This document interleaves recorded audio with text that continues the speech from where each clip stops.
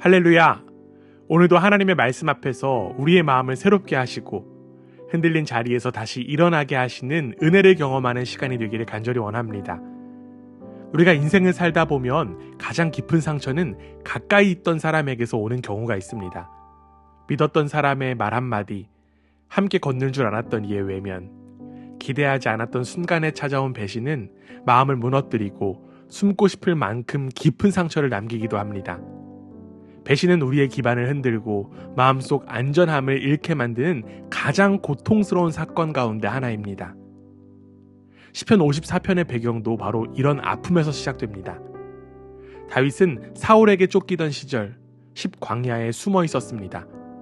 그런데 놀랍게도 같은 이스라엘 사람이었던 십사람들이 사울에게 다윗의 위치를 2번이나 고발합니다. 이 배신으로 다윗은 죽음 직전까지 몰리고 마음 깊은 곳에서부터 무너지는 경험을 하게 됩니다. 적의 공격보다 더 아픈 것은 가까운 이들의 배신이었습니다. 오늘 우리가 묵상하는 시편 54편은 바로 그 배신과 위협의 자리에서 드린 다윗의 기도입니다. 우리는 이 기도를 통하여 다윗이 어떤 마음으로 하나님께 나아갔는지를 살펴보면서 같은 상황을 살아가는 우리도 어떤 믿음의 선택을 할 수 있는지를 함께 확인하고자 합니다. 다윗은 가장 먼저 억울함과 상처의 한가운데에서 하나님께 자신의 정당함을 맡기는 선택을 합니다. 하나님, 주님의 이름으로 나를 구원하시고 주님의 권세로 나의 정당함을 변호하여 주십시오. 그의 고백은 자신이 처한 억울한 상황을 스스로 해결할 힘이 없다는 사실을 인정하는 자리에서 나왔습니다. 십사람들은 다윗이 자신들에게 위협이 된 적이 없음에도 불구하고 사울의 눈치를 보며 그의 목숨을 팔아 넘겼고 다윗은 그 배신 앞에서 자신을 변호할 능력도 사울에게 결백을 입증할 길도 없었습니다. 그래서 그는 하나님께 자신의 정당함을 드러내달라고 기도합니다. 다윗이 이렇게 기도할 수 있었던 이유는 사람들 사이에서 그의 결백이 왜곡되더라도 하나님 앞에서는 그 어떤 진실도 숨겨지지 않는다는 사실을 확신하고 있었기 때문입니다. 이어 3절에서 다윗이 그들은 하나같이 하나님을 안중에도 두지 않는 자들입니다 라고 말한 것은 원수를 정죄하기 위한 표현이 아니라 하나님을 고려하지 않는 마음이 어떤 배신을 만들어낼 수 있는지를 드러내는 고백이었습니다. 다윗은 인간의 판단이 흔들려도 하나님 앞에서는 모든 것이 올바르게 밝혀진다는 사실을 알고 있었고 그래서 자신의 억울함을 하나님께 맡기며 그분의 판단을 피난처로 삼았습니다. 배신을 경험할 때 우리의 마음은 쉽게 무너지지만 다윗은 그 자리에서 하나님께로 향하는 기도를 선택했습니다. 그것이 바로 믿음의 첫걸음이었습니다. 다윗의 기도는 억울함을 하나님께 맡기는 데서 멈추지 않습니다. 그는 지금도 자신을 돕고 계시는 하나님을 기억하며 마음의 중심을 다시 세우기 시작합니다. 4절입니다. 그러나 하나님은 나를 돕는 분이시며 주님은 내게 힘을 복돋워 주시는 분이시다. 이 고백은 상황이 평온했기 때문에 나온 말이 아니라 여전히 생명의 위협이 사라지지 않는 현실 속에서 나온 신앙의 선언입니다.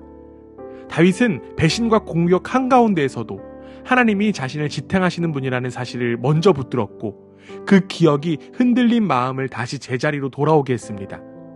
그는 또한 하나님께서 원수의 악함을 다루실 것이라고 믿었습니다.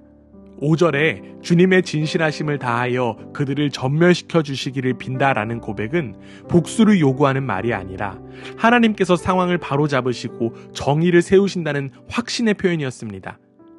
다윗은 스스로 힘을 마련하거나 원수를 직접 갚으려 하지 않았습니다. 그는 하나님께서 보시고 판단하시고 일하신다는 사실을 신뢰했습니다. 그래서 비록 마음은 흔들릴지라도 그의 방향은 하나님께로 향해 있었습니다. 하나님이 붙드시고 하나님이 바로잡으시는 분이라고 하는 믿음이 다윗의 중심을 다시 일으켜 세운 것입니다. 이제 다윗은 한 걸음 더 나아가 흔들린 마음을 붙드시는 하나님을 기억하는 자리에서 감사의 고백으로 향합니다. 그는 아직 상황이 완전히 해결되지 않았지만 하나님께 감사의 제물을 드리겠다고 고백합니다. 6절입니다. 내가 즐거운 마음으로 주님께 제물을 드립니다.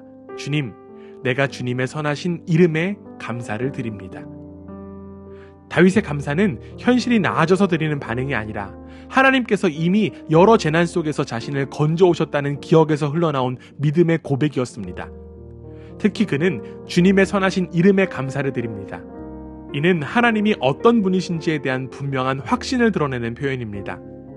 다윗은 하나님께서 변함없이 자신을 붙들어 오셨다는 사실을 기억하며 그 기억을 바탕으로 현재의 위협을 바라보고 있습니다. 그는 이어 나의 이 눈으로 원수들의 멸망을 보았습니다 라고 고백합니다. 이것은 단순히 복수의 만족을 뜻하는 말이 아니라 하나님께서 언제나 정의를 세우시는 분이라는 사실을 다시금 확인했다는 신앙의 고백입니다. 다윗은 하나님의 일하심을 기억했고 그 기억이 그의 불안과 두려움을 넘어서는 힘이 되었습니다. 배신의 상처 속에서도 감사가 다시 살아나는 이유는 상황보다 크신 하나님을 붙드는 믿음이 그의 마음을 다시 세웠기 때문입니다. 다윗에게 감사는 감정이 아니라 하나님께서 이미 행하신 일을 붙드는 신앙의 선택이었습니다. 사랑하는 여러분, 우리도 설명되지 않는 오해와 상처를 만날 때가 있습니다. 그러나 오늘 말씀은 그 자리에서도 우리가 선택할 수 있는 길이 있음을 보여줍니다.